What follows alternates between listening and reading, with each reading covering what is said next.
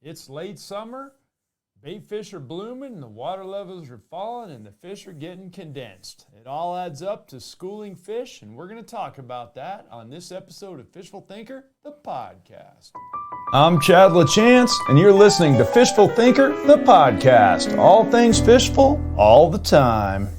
Hey guys, Chad LaChance here. Thanks so much for tuning into this episode of Fishful Thinker, the podcast. I appreciate it as I always do every week. Also, I appreciate the support of our longtime partner, Sportsman's Warehouse. Visit them at any one of 140 plus stores nationwide or sportsmans.com. Guys, it's middle August at this point, and what that means for around most of the country is we've had all of our bait fish blooms. We've have probably in a lot of cases either low or falling water, and in my specific case, we've got high water, but it's now falling on most of the reservoirs that I fish. And water temperatures are at their peak and may start to cool shortly. And that all adds up, like I said in the intro there, to schooling fish. And schooling fish are both a blessing and a curse to anglers. And what do I mean by schooling fish? Schooling fish, what I'm talking about is groups of fish that will form roving packs and attack bait fish. Typically, it's most commonly associated with shad and the classic boils that people see on the surface, where shad, a big group of shad, a big ball of shad, so to speak, get pushed to the surface by predator fish, and then they will blow up on them. And the predator fish will then work together to create basically chaos in the school. And anyone that's ever watched bait fish roam around, basically any kind of bait fish. It could be smelt or anchovies or, sardines or menhaden in saltwater, or it could be, like I said, shad in the freshwater. They'll group up and get as tight together as they can. And the whole premise there is safety in numbers. And you're just trying to be the one out of that school of 1,000 shad that doesn't get noticed and eaten. And that's a key part of catching fish that are feeding on those schools, is getting noticed. But I don't want to get ahead of myself. We'll come back to that shortly. But the bait fish will get in real tight balls and attempt to escape the fish that are trying to feed on them. Conversely, the predator fish will work in a group. I've seen them actually push like a school of 2 or 3 largemouth bass just very gently pushing a school of stock or trout that were freshly stocked. Same scenario, slightly different prey species, obviously, but I've seen them literally work as a team and herd all these little 5-inch long fresh stock trout into shallow water and up against a rock bank, specifically up against a broken rock jetty, and then get after them. And they'll push them into that shallow water where they're stuck between the proverbial rock and hard place and get after them. A more common scenario you might see is something like white bass wipers or stripers. Guys that fish Lake Powell or Lake Mead will be very familiar with this.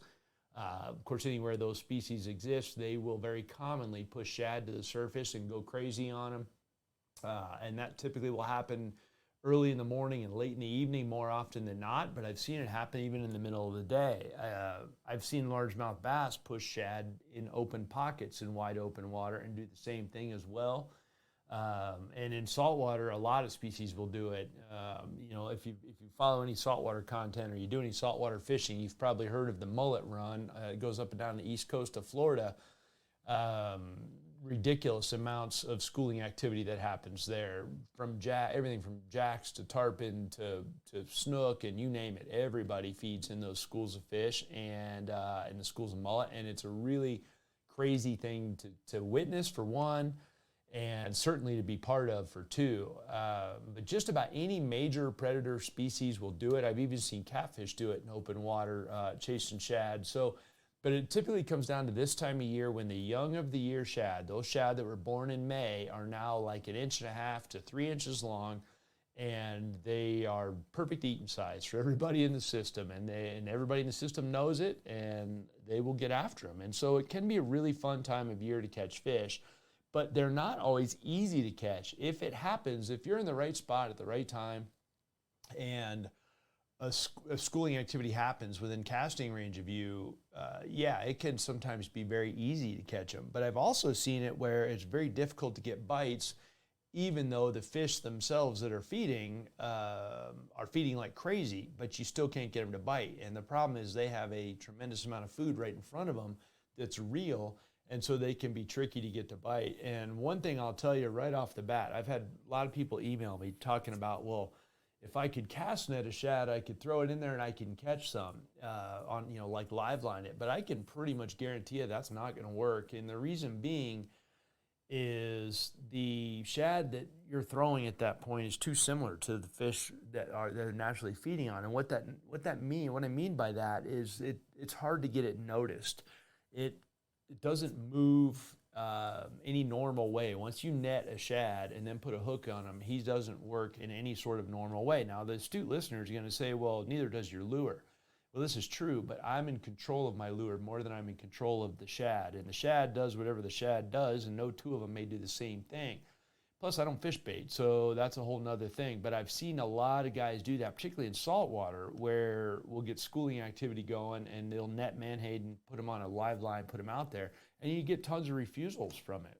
And I think basically it's because the predator fish are expecting the prey fish to run from them, and they don't run from them when they're, or not well anyway, when they're hooked, in a live line type situation and you're live baiting. But what they do run from, or what you can make them think is running from them, I should say, is whatever lure it is that you're throwing. And so that can be really important. So the first thing, let's talk systematically about how we would go about catching fish that are schooling such that you can see them feeding on the surface or busting on the surface, as the case might be.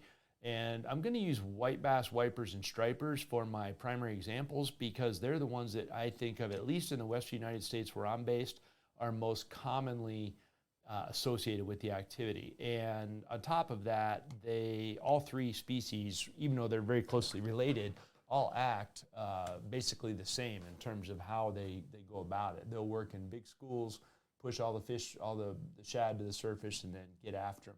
They'll feed really hard for anywhere from 5 seconds to a minute or two, and then everybody will regroup for a minute. All the predator fish will go swallow everything they could swallow.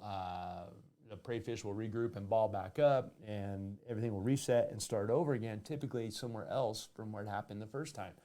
Therein lies the first problem with schooling fish. You have to get within casting range of them. And that's the hardest part of the scenario a lot of the time, for me anyway, is getting my boat within casting range or having it happen within casting range of me on the bank without spooking the fish. So what I tend to like to do, and what I found is most consistent for me, is not to try to sneak in on them on the trolling motor. What I find that does is gently push the whole school away from me. So yes, the bait fish, the shad, are worried about getting eaten, but they're still cognizant of everything that's going on in their system. And yes, the white bass or stripers or whatever are feeding, but they're still cognizant as well of what's going on. So as your boat eases towards them, they will just ease away from you and maintain that same distance in a lot of cases. So what I found it works better for me is to get a full head of steam, depending on how far they are away from me, either on the trolling motor or the big motor, and then kill the motor and let the boat drift into them. They don't tend to go as quickly away from the boat when you do that, and I can typically do it faster. So by the time everybody realizes the boat's coming in on them, I'm going to get at least a cast or two into the activity before everybody pushes away from me. So that can be one way to get close to them. Another good way to get close to them can be to work an angle on them and basically 45 them if you can, using your boat the same way that the fish, the predator fish, are using their school to push the prey fish into a corner somewhere. So for instance, I'll work them at a 45-degree angle into a dam face or into shallow water, as the case might be. And by the time they realize they run out of room to work that direction, again, I can get some cast in on them before they get away from me. But that's a scenario that works for me. The other one is if you know an area where they're prone to do it, or you've been on the same fish for days, or they're working in a pattern, which I've very commonly seen as well, where you can watch them. They'll come up here, then they'll come up 50 yards over there, then they'll be 50 yards back where they were before, and they're typically working up and down a piece of structure or something like that.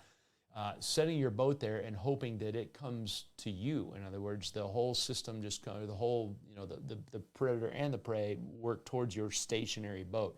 And as long as the boat is stationary with no motors on, it doesn't bother fish, from my experience, much at all, if any at all. And so if you're just sitting there waiting to cast, and that's key, keeping your bait in your hand, ready to go, ready to cast when they come up, a lot of times you can get them to come up right around your boat. And I've seen some scenarios in saltwater where everything around my boat is boiling, like just crazy, with jacks just blowing menhaden up everywhere, all the way around the boat. And as long as the boat's just sitting still, it's almost in that scenario like the bait fish are trying to use your boat as a piece of cover. Haven't seen that so much in freshwater, at least in, say, Colorado, but I have seen it. I've seen entire bays boil in Lake Powell, where a bunch of undersized stripers, when I say undersized, they're, say, 3 to 6 pound stripers, and they're typically skinny at Lake Powell, they will push a giant pile of shad to the surface in the middle of a bay, and there'd be several boats within range of them, and you can just sit there in one spot and they'll just keep coming to the surface and going. But that can be key as well. Another thing you can do that will help you is maximize your casting range. So if I know that I'm going out chasing schooling fish, I might be fishing with rods at the extreme length of my rod arsenal. So if my longest spinning rods are 8 feet long or 7.6, whatever the case might be, those are the ones I'll probably grab as long as they're in the right power range, because power range is most important. I will use those because they'll increase my casting length. As long as you make the rod longer, or the longer you make the rod, I should say, the farther you can throw it, which is why surf rods are really long, because guys want to throw way out into the ocean. Same thing. I want the longest rod there. On top of that, I want the lightest line I can throw, and my line is typically dictated by my lure, as I've said in a bajillion podcasts and a bajillion TV shows over the years. The line is dictated, the line size and style are dictated by the lure 99.5% of the time. This is the one scenario where I might make a compromise and pick my line before my lure, because casting distance will be more important than the specific lure a lot of the time. So one good thing is I can get away with a light line because this is an open water activity most of the time. This is not typically happening around heavy cover. It might happen on the face of a dam or along a jetty, something like that, but that's the only cover you're going to be dealing with, and the fish are going to head for open water when you hook them. So you can get away with lighter line and still lean on fish. I'm not an advocate of light line in most scenarios. It's great for getting bites. It's also great for killing fish through delayed mortality because you have to fight them too long. So I'm not generally a big fan of light line in a lot of scenarios. Having said all that, most of the time, if I'm fishing for white bass or stripers, I'm probably going to eat some of them. So if any of them are exhausted, I will throw them in the live well. Same thing with wipers. I more often than not will release wipers because they don't reproduce. But if I get one that's clearly not recovering, I'll go ahead and eat them as well. So let's say I would normally fish my spoon on 10-pound tests, let's say. 10-pound braided line. Well, now I'm going to throw it on 8 or maybe even 6-pound braided line because I can throw that a lot farther. And a 3 or 4-pound white bass is not a problem. A 5 or 8-pound or 10-pound wiper is not a problem on 6-pound tests. And a lot of guys are going to tell you it is, but I'm flat out going to tell you it's not. And we landed one on film one time that was 12 pounds. I posted online, how long do you think it took to land this fish on 6-pound test? And I had everything from 2 minutes to 10 minutes. The video from the time we hook it to the time the fish is in the boat is like 40 seconds, and he's on 6-pound test. So it comes down to fighting them intelligently. And because this is an open water thing, you can chase the fish if you need with your trolling motor. So let's say you hook a 15-pound wiper. Well, fine, I'll just jump on the trolling motor and chase them down. So I'll use really light line to increase my casting range. It's always going to be braided line. If you still have some nanofill around, that's perfect. If you don't have nanofill, you've swapped it out for some, because the nanofill was discontinued, but it was the longest casting line I've ever dealt with. The next best thing, in my opinion, is going to be X9 braid. And 6-pound X9 braid has got a ton of tensile strength. Look that stuff up. It holds knots well, and it casts like a dream. So something like that. So the long rod, the light braid is going to help a bunch. Then the next thing, always going to have a fluorocarbon leader in this scenario, regardless of what I'm throwing.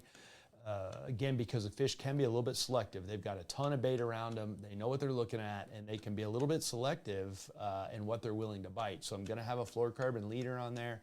It's probably only going to be 18 inches long, something like that, so that I can throw it without having the knot go through the tip guide. And that also will let me throw it a long ways. A little bit longer amount of line out off the tip of your rod will let you throw it farther. So those two things work out just fine. Now, when it comes to specific baits that I'm going to throw, it almost doesn't change a whole bunch. And it comes down to a decision pattern or decision process very simply. I'm going to have a horizontal bait rigged, and I'm going to have a couple of them rigged, horizontal baits, and then I'm going to have vertical baits. And the vertical baits, I'm anticipating throwing into the melee that's going on and letting it sink down through vertically on semi-slack line. Let me try that again, on semi-slack line. Sorry about that. That way I'm guarding it as it falls, following it down with the rod tip, maintaining an even bow on the pressure of the rod and or on the line with the tip of the rod. And so I'm guarding it as it goes down through there. My number one bait, without question, if I want to drop it through the school and down below, and this is also going to work for you if the school dissipates and they came to the surface, it went crazy, it's gone, you might be able to get another bite or two by letting a spoon sink down through them. So my first one I'm going to reach for is going to be a Johnson Sprite, and it's going to be very close to the size of the bait fish or smaller, typically, not larger. I don't do well with larger baits in schooling scenarios. This is one scenario where a smaller than average bait will get you more bites in my experience, particularly with white bass wipers and stripers, but also with other fish as well. So my Sprite might be, my Sprite spoon might be anywhere from the smallest one up to maybe a ½ ounce one, depending on the size of the shad they're feeding on. It's going to be chrome or gold chrome, depending on the amount of tannin in the water. Tannin is what makes water look like iced tea. We're not talking about mud. We're talking about tannin, which stains the water, but is not particulates in the water. Schooling activity like this, by the way, rarely happens in truly muddy water. I'm not sure why, but I don't see it in really muddy water, but I do see it in tannin-stained water. So it's either going to be chrome, gold chrome, or white pearl, somewhere close to that. The white or pearl color will come out when there's no sun. The chrome or the gold chrome will come out when there is sun. But that's about it. And that, again, I'm going to throw it into the school. I'm going to let it sink. I'll give it some slack and let it sink and follow it down with the rod tip. And usually the bites will come maybe from the time the bait hits to 3 or 4 or 5 feet down. I've seen a few scenarios where you can let that thing sink for a full 10 seconds. Just let it keep going down. And what you'll sometimes run into is big, say, smallmouth that are underneath the white bass or the wipers or stripers. And I've seen that happen a bunch at Lake Powell too. But I've also seen it happen at Boyd Lake here in Colorado, where you let that spoon sink. Let's say all the white bass are on the surface. They're 3 to 5 feet under the surface. You let that spoon go 10 to 12 feet down, and a big old smallie picks it up. And really all he's doing is roaming underneath and getting all the shad that are stunned or spit up by the wipers or the white bass. And so that can be a kind of a tricky way to get a couple of bonus fish, is to let something sink horizontally and deep through them.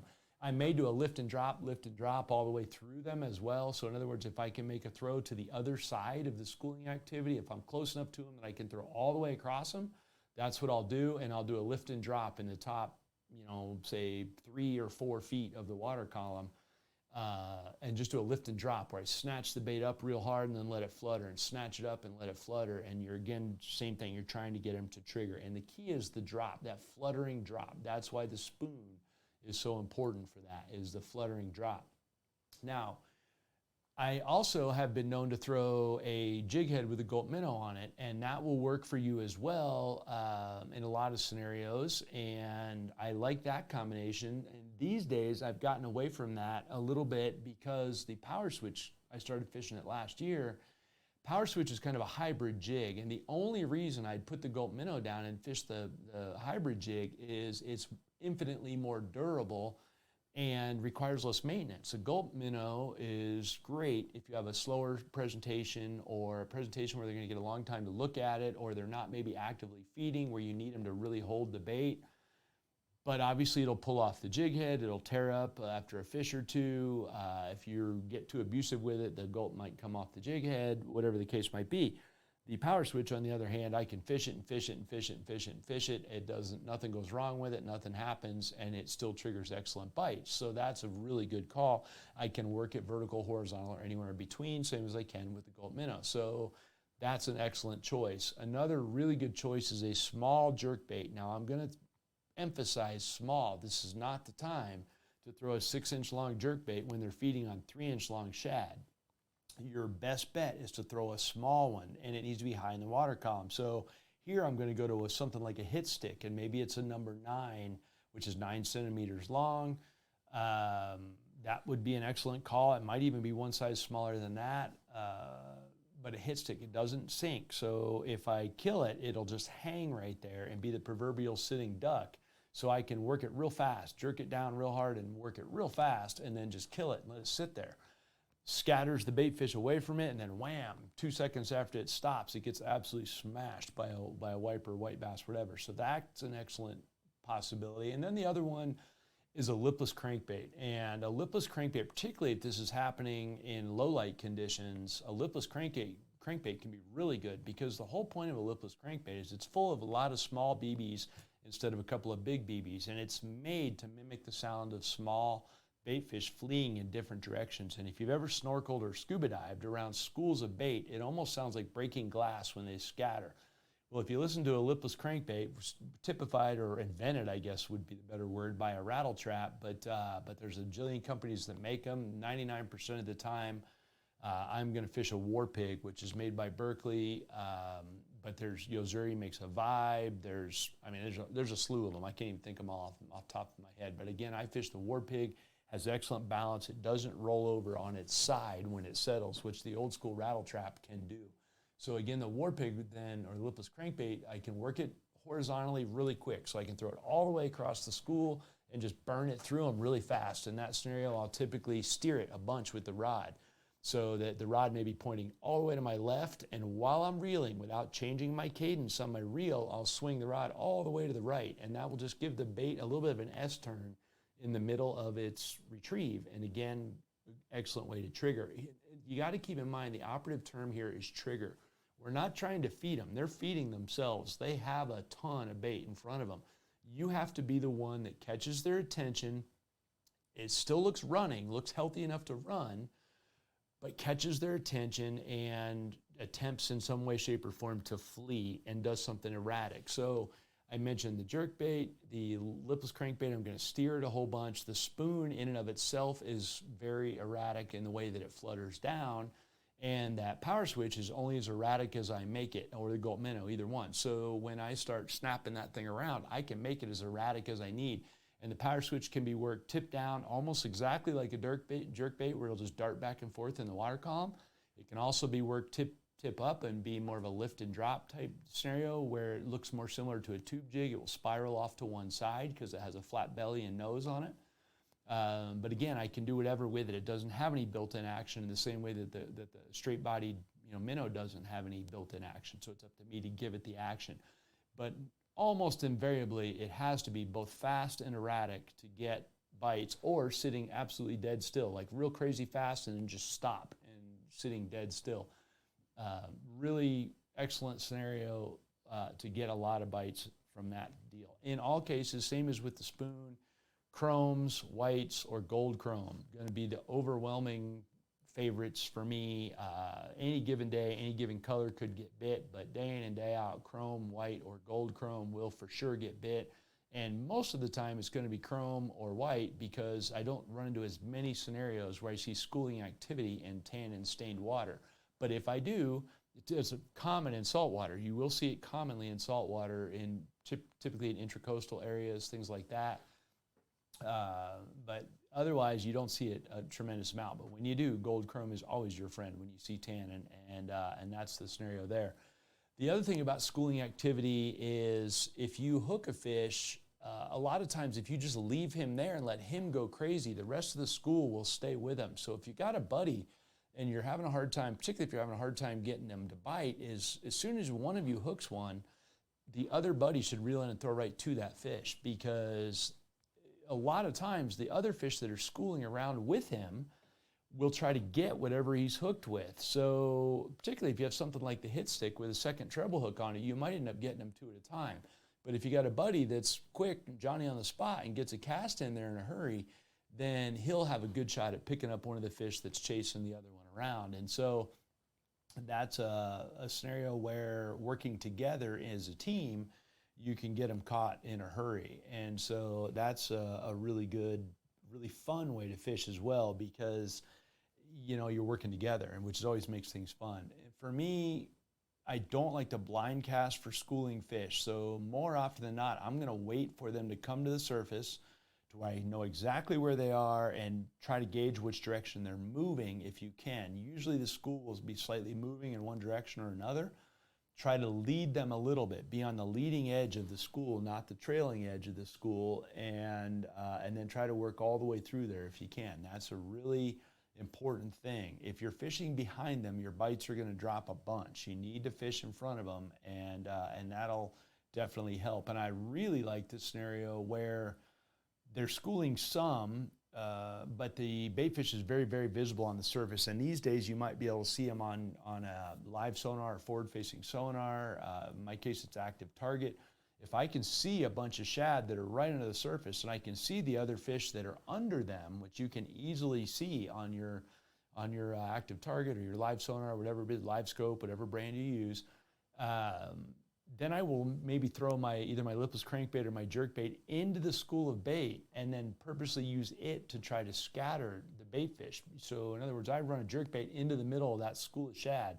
They will break and scatter away from your jerkbait, and then you just kill the jerkbait. And now it is again the proverbial sitting duck, and it will get blasted. So that's probably about as fun as it gets right there, when you can see it happening either on the surface or on the graph, and use your bait to scatter the school fish and go from there. I've, by the way, done serious damage on snook in bait fish in real shallow water, particularly when they're running the swash channel. You'll get white bait, quote unquote, running down the bank, running down the beach in the swash channel. You can scatter that bait with your lure, and your snook will then blast your lure. And the snook, on the other hand, if you throw it to the snook, you don't catch anything. But if you scatter the bait and make your lure the last man standing, so to speak, they will get bit. So fun stuff. Biggest thing is keep in mind is getting in range, however you do that, whether it be you kill the motor, come at them with a full head of steam, and then kill the motor, let the boat drift into them, sit in one area and hope that they come to you, or slightly herd them along, or into a hard spot, so to speak. Then that's really good. The real light braided line, so that you can throw a long ways. Just run soft drags if you're worried about it. Run soft drags and let fish run if you need to. If you have to, you can chase them in the boat. Baits that are erratic, fast, crazy looking, whites, chromes, and gold chromes, very important to keep those things in mind.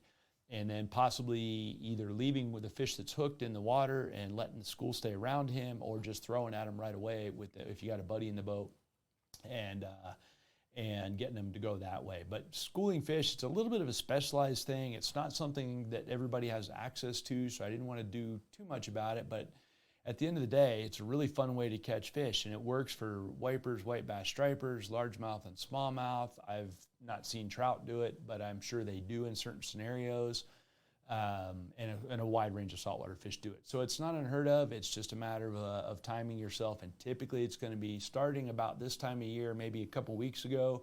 It's going to peak sometime around the end of August or early September, and then from there it'll start evolving into a true jig and spoon bite, where the shad are no longer coming to the surface as the water gets colder and colder. And again, that'll depend on the region that you're in. So that's my summary. I love chasing schooling fish. I recommend you go give it a whack too, and keep an open mind about it. Make lots of casts, and be prepared to make long throws. You'll catch a ton of fish. So I appreciate you guys tuning in to this episode. If you want to join the conversation on Facebook or Instagram, I'd appreciate that very much. Please subscribe to this podcast wherever you hear it, and especially please subscribe to our YouTube channel. It's a labor of love. We're posting a lot of stuff there, putting a lot of effort into that. And of course, we hope you'll tune in and see what we're up to on World Fishing Network or Altitude Sports. Thanks for tuning in. This has been Fishful Thinker, the podcast.